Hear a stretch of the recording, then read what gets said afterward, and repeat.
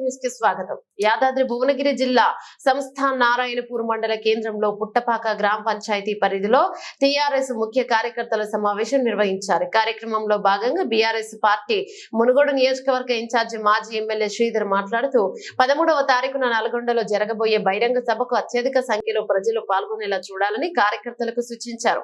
ఈ కార్యక్రమానికి ముఖ్య అతిథులుగా మునుగోడు మాజీ శాసనసభ్యులు కుసుకుంట్ల ప్రభాకర్ రెడ్డి, పాల్వాయి శ్రవంతి, మండల టీఆర్ఎస్ పార్టీ అధ్యక్షులు కత్తుల లక్ష్మయ్య ఆధ్వర్యంలో ఈ సమావేశాన్ని నిర్వహించారు. కార్యక్రమంలో ఎంపీటీసీ వీరమల్లు భానుమతి, వెంకటేశం, సర్పంచ్ల ఫోరం రాష్ట్ర అధ్యక్షులు సుర్వి యాదయ్య గౌడ్, ఎంపీటీసీల మండల ఫోరం అధ్యక్షులు జంగయ్య, నారాయణపూర్ మండలం single window chairman Jakkidi Jangareddy, మండల ఉపాధ్యక్షులు పరదేశీ, సర్పంచ్ల ఫోరం అధ్యక్షులు జయపాల్, మునుగోడు విద్యార్థి విభాగం రాష్ట్ర అధ్యక్షులు రమేష్ పాల్గొన్నారు. ప్రతిష్టమైన సభ, ఎందుకంటే ఇది మన తెలంగాణకే నీటి గురించి మళ్ళీ పోరాటం మొదలవుతుంది కాబట్టి ఈ సభ ద్వారా ఈ రాష్ట్ర ప్రభుత్వానికి మనం తెలియజేయాల్సింది ఏంటంటే ఈ నీటి వాటా రాకపోతే ఈ తెలంగాణ ఆగమవుతుందని చెప్పడానికి ఈ సభ చాలా పెద్దలు, పూజ్యులు, మాజీ ముఖ్యమంత్రి, ఉత్తమ నేత, మరి ఈ తెలంగాణ తెచ్చిన వీరుడు కాబట్టి వారి సభని మొదటిగా మనం ఓడిపోయిన తర్వాత ఈ యొక్క సబ్జెక్ట్ని తీసుకురు కాబట్టి ఇది సభ సక్సెస్ అయితే నిజంగా మనకు నీటి గురించి ఇబ్బంది ఉన్నదన్నది మనం ఈ రాష్ట్ర ప్రభుత్వానికి కానీ సెంట్రల్ బోర్డు ఏదైతే కృష్ణా రివర్ బోర్డు ఉందో, వాటర్ మేనేజ్మెంట్ బోర్డు, దానికి తెలియడానికి ఇది చాలా ప్రతిష్టాత్మకంగా తీసుకున్న సభ కాబట్టి నన్ను ఈ మునుగోడు నియోజకవర్గానికి ఇన్ఛార్జ్ చేసారు. మీ మండల పెద్దలందరితో కూడా తప్పకుండా ఈ సభను సక్సెస్ చేయాలి. మిగతా విషయాలన్నీ కూడా బండ్లు ఇవన్నీ కూడా చెప్పినట్టు వారు ఇక్కడ ఇన్ఛార్జ్ కాబట్టి ప్రభాకర్ అన్న ఇవన్నీ చూసుకుంటారు. కాబట్టి మీరు దయచేసి ఇది చాలా టైం మీద వెళ్ళి సభ ఎక్కడ కూడా మనం ఏదైతే మంది వస్తారనుకుంటున్నారో దానికంటే ఎక్కువ రావడంతో ఈ రాష్ట్ర ప్రభుత్వానికి కూడా మనం ఒక ఈ రోజు నుంచే మనం ఇది చాలా ఇంపార్టెంట్ విషయం అని చెప్పడానికి వీలుంటుంది. లేకపోతే ఈ రాష్ట్ర ప్రభుత్వం, కాంగ్రెస్ ప్రభుత్వం, ఇది అప్పట్లో ఉన్న ముఖ్యమంత్రి కేసీఆర్ గారే దీనికి మీటింగ్ అటెండ్ అయ్యి వాళ్ళకి అప్పచెప్పిందని చెప్పడం చాలా దుష్ప్రచారం జరుగుతుంది. దీని మీద పెద్దలు హరీశ్వరరావు గారు కూడా దీని మీద ఒక క్లారిఫికేషన్ ఇచ్చారు. ఏంటంటే ఆ మీటింగ్కు కేసీఆర్ గారు రాలేదు, మేము అప్పచెప్పలేదని మినిట్స్ కూడా ప్రజలకు బయట పెట్టే ప్రయత్నం చేసింది. ఈ సభ ఏదైతే సక్సెస్ అయితే రేపు కాంగ్రెస్ పార్టీ దుష్ప్రచారం చేస్తుందో ఇది టీఆర్ఎస్ ప్రభుత్వమే చేసిందని దీన్ని తెప్పగొట్టగలుగుతాము. మళ్ళీ మన వాటర్ తెలంగాణకి ఎంత రావాల్సిన వాటా ఖచ్చితంగా వస్తుందని తెలియజేస్తూ దయచేసి మీరు ఇక్కడ ఉన్న మండలాధ్యక్షులు, గ్రామ శాఖ అధ్యక్షులు, మిగతా పెద్దలు, ప్రముఖులందరూ కూడా కూర్చొని ఎట్లెట్లా బండ్లు వస్తే బాగుంటుంది అన్నది మీరే ఎక్కువ ఎన్నో రోజుల నుంచి మీరు ఇక్కడ ఉన్నారు కాబట్టి మీకు అన్ని తెలిసిన విషయాలు నేను చెప్పాల్సిన అవసరం లేదు.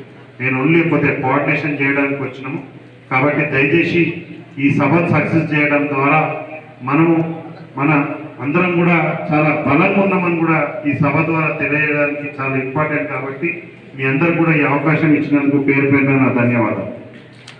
అయితే వేగంగా చేసుకోవచ్చు, ఇలా కృష్ణా నీళ్లను తెచ్చుకోవచ్చు. ఈ ప్రాంతానికి 2 లక్షల ఎకరాలు నీటిని ప్రతి మండలంలో ఉన్న ప్రతి ఎకరాకు నీళ్ళు ఇచ్చుకోవచ్చు అని సంతోషపడ్డాం. అప్పుడు ఏదైతే విభజన చట్టంలో ఏవైతే కొన్ని హామీలు అయితే ఉన్నాయో చట్టంలో రూపొందించిన విధంగా ఈ నీళ్లను, ఈ హక్కులను, ఈ ప్రాజెక్టుల మీద ఈ కృష్ణా రివర్ మేనేజ్ బోర్డుకు అప్పగించాలన్నారు. దానికి ఒప్పగిస్తే మన పని అయిపోతుంది. మన వాటా ఏందో మనకు తేల్చే వరకు మేము ఒప్పగించము అంటే ఒప్పగించమని ససే మీద ఆయన కూర్చున్నాం. ఒకానొక దశలో కేంద్ర ప్రభుత్వం అవసరమైతే నీ సర్కార్ను కూడా రద్దు చేస్తాం, ఒప్పచెప్తాం అని అంటే కూడా కేసీఆర్ గారు వెనుకంజ వేయకుండా అవసరమైతే రద్దు చేయండి, అవసరమైతే మళ్ళీ ప్రజలలో పోతాం, మా సత్తా ఏందో చూపిస్తామని ఈ మేనేజ్మెంట్ను ఈ కృష్ణా రివర్ మేనేజ్ బోర్డుకు ఒప్పగించాలి. ఒప్పగిస్తే ఏమవుతుంది అంటే దాని మీద మనకు హక్కులు ఉండేవి. నీటిని వాడుకోవాలంటే వాళ్ళ పర్మిషన్ కావాలి.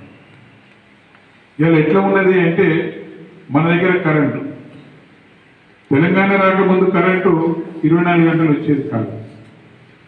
తెచ్చుకున్న తెలంగాణలో 24 గంటల కరెంటు ఇస్తున్న సందర్భంలో ఒక్కసారేమో మనం ఎక్కువగా ఉపయోగించుకోవాల్సి వస్తుంది. ఉదయము ఎక్కువగా ఉపయోగించుకోవాల్సి వస్తుంది, మళ్ళీ రాత్రిలో ఎక్కువ ఉపయోగించుకోవాల్సి వస్తుంది. రాత్రి 10 అయిన తర్వాత ఉదయం వరకు మళ్ళీ తక్కువగా ఉపయోగించుకుంటాం. అప్పుడు కరెంట్ ఏమవుతుందంటే అప్ అండ్ డౌన్ అయ్యి గ్రిడ్ పేరిపోయే అవకాశం ఉంటుంది. దాన్ని కూడా సమతుల్యం చేయాలి అని అంటే మనకు 2 విధాల కరెంటు ఉత్పత్తి చేసుకుంటాం మనం. ఒకటేమో బొగ్గు ద్వారా ఉత్పత్తి చేసుకుంటాం, ఒకటేమో వాటర్ ద్వారా ఉత్పత్తి చేసుకుంటాం. ఈ వాటర్ ద్వారా ఉత్పత్తి చేసుకునేది శ్రీశైలంలో ఒకటి ఉన్నది, నాగార్జున సాగర్లో ఒకటి ఉన్నది. ఈ బొగ్గు ద్వారా ఉత్పత్తి చేస్తే ఒకవేళ కరెంట్ ఎక్కువైంది అంటే మళ్ళీ అక్కడ గ్రిడ్కే ఎక్కువ అవుతుంది. ఒకవేళ బంద్ పెట్టి 18 గంటల వరకు మళ్ళీ మొదలు పెడితే మళ్ళీ బొగ్గు కాల్చాలి, దాన్ని వేడి కావాలి, మళ్ళీ బయలు కావాలి, 18 గంటలు పడుతుంది. అదే వాటర్ అయితే ఒకటే 5 నిమిషాలలో మళ్ళీ ఉత్పత్తిని మనం మొదలు పెట్టుకోవచ్చు. ఎప్పుడైతే కరెంటు ఎక్కువ అవసరం ఉన్నదో అప్పుడు ఏం చేస్తామంటే కరెంటు ఉత్పత్తి చేసుకుంటాం. ఎప్పుడైతే కరెంటు అవసరం లేదో అప్పుడు ఏం చేస్తామంటే ఈ కిందికి పంపిన నీళ్ళు ఏదైతే ఉన్నాయో ఆ నీళ్లను కరెంటు ఉపయోగించుకొని మళ్ళీ ఆ నీళ్లను నదిలోకి ఎత్తిపోస్తాం. అప్పుడు ఏంటంటే కరెంటు సమతుల్యమైంది. ఈ కరెంటు సమతుల్యం కావటం వల్ల మనం గ్రిడ్ని కాపాడుకోగలుగుతాం. మనం కరెంటును సమతుల్యంగా కూడా మనం అందించగలుగుతాం. అప్పుడు ఎప్పుడు చేయగలుగుతాం అంటే దాని మీద పూర్తి హక్కులు మనకు ఉన్నప్పుడే ఇవన్నీ కూడా మనం చేయగలుగుతాం.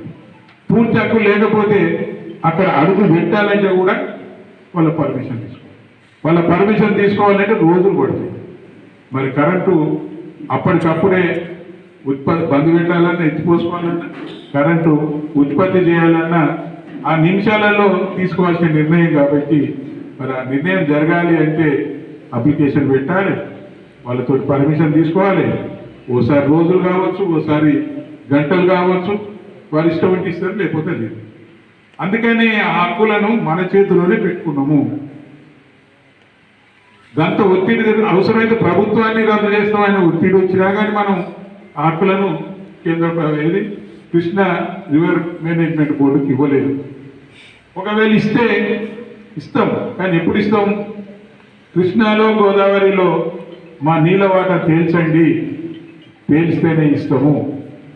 నీళ్ళ వాటర్ తేల్స్తే ఏమొస్తుంది అంటే ఏ ప్రాజెక్టుకి ఎంత, మన సాగర్కి ఎంత, డిండికి ఎంత, అదేవిధంగా ఇది ఈ మహబూబ్ నగర్లో ఉన్న ప్రాజెక్ట్ ఇంకొక ప్రాజెక్ట్ ఇంత అని ఇస్తారు. లేకపోతే లంసం ఇస్తే ఆ లంసం ఇప్పుడు ఉన్నది మనకు 298 టీఎంసీల నీళ్ళ మీద హక్కు ఉన్నది. మిగతా నీళ్ళు ఏదైతే ఉన్నదో ఆంధ్రకు ఉన్న హక్కులు వాడి ఇష్టం ఉన్న దగ్గర తీసుకుంటాడు. ఇలా ఏదైతే శ్రీశైలానికి నుంచి కూడా వాడు గండి కొట్టుకొని తీసుకొని పోయే అవకాశం మన హక్కులు వాళ్ళకి కల్పిస్తుంది. ఎందుకంటే ఇష్టం ఉన్న దగ్గరికి వెళ్ళి వాడుకుంటాడు వాడి హక్కులు. మనం ఏ ప్రాజెక్టుకి ఎంత అది మనం నిర్ణయం చేయమని చెప్పిన వాళ్ళు చేస్తలేరు, మనం ఇస్తలేరు. ఇవాళ ఏం చేసిండు రేవంత్ రెడ్డి?